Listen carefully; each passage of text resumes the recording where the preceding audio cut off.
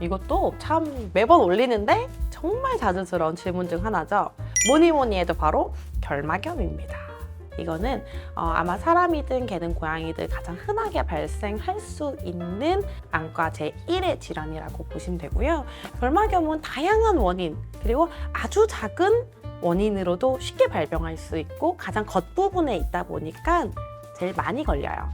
특히 고양이는 허피스성 결막염으로 시작해서 여러 가지 안과 질환들을 유발이 되다 보니까 제일 많이 걸리는 질환은 결막염이죠.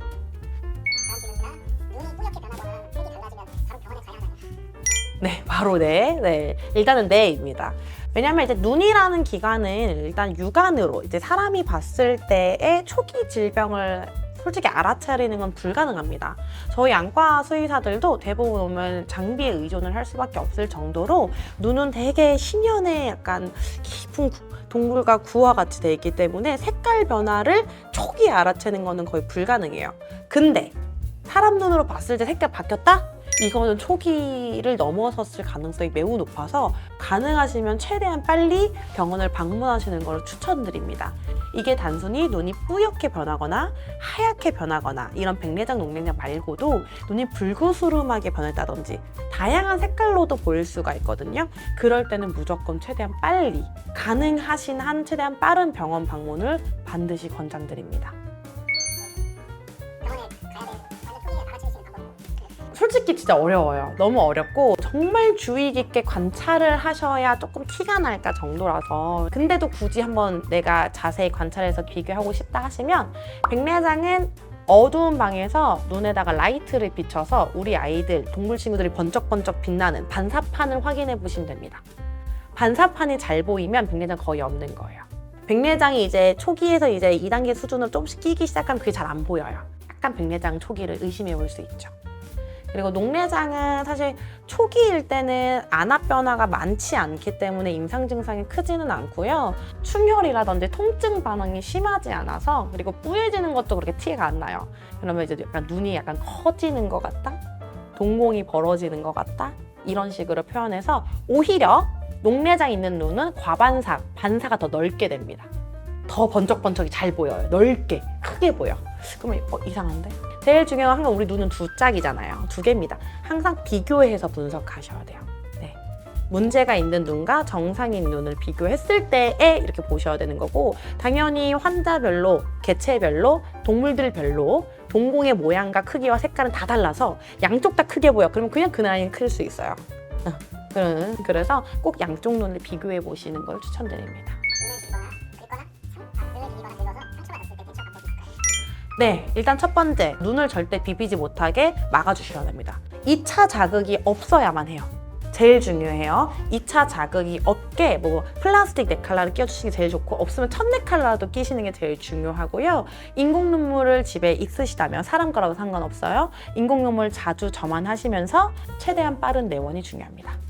눈에 상처가 난 거는 되게 빨리 좋아질 수 있어요. 적기에 오시면 진짜 3, 4일 만에도 나을 수가 있고요. 아무리 길어도 1, 2주 안에는 무조건 나을 수가 있습니다. 그럼에도 불구하고 눈의 상처는 대놓고 응급입니다.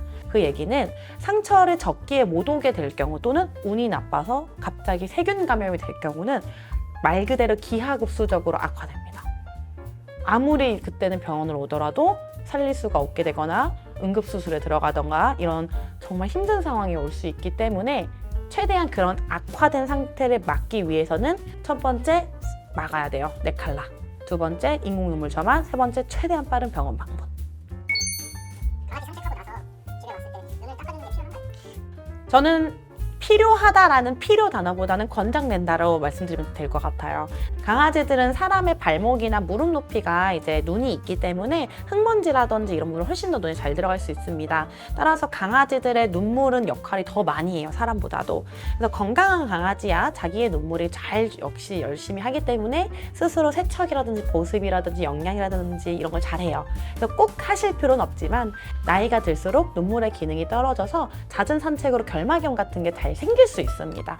그래서 그런 거를 좀 보존적으로 도움이 되고 예방을 하기 위해선 인공 눈물처럼 넣어주시는 게 추천이 되기는 하죠. 특히 노령견 보호자님들은 목욕 후나 미용 후나 외출 후에 인공 눈물로 한 번씩 닦아주시는 거, 그런 거를 좀 추천드리고요.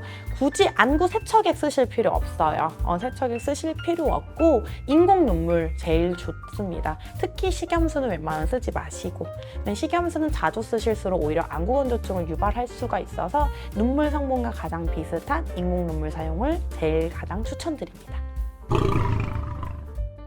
오늘은 2024년에 가장 많은 질문들이 있었던 안과 치과 베스트 5에 대해서 여러분들에게 다시 한번 소개를 드렸는데요. 이렇게 꼭 보호자님들이 많이 알고 계시면 좋다든지 오해가 쌓일 수 있을 만한 정보라든지 이런 것들은 꼭 제가 다시 한번 정리해서 매번 강조드릴 수 있게 질문을 많이 주셨으면 감사하겠습니다. 네, 오늘도 제 영상으로 많이 도움이 되셨기를 바라며 저는 다음에 여러분들을 또 찾아뵙도록 하겠습니다.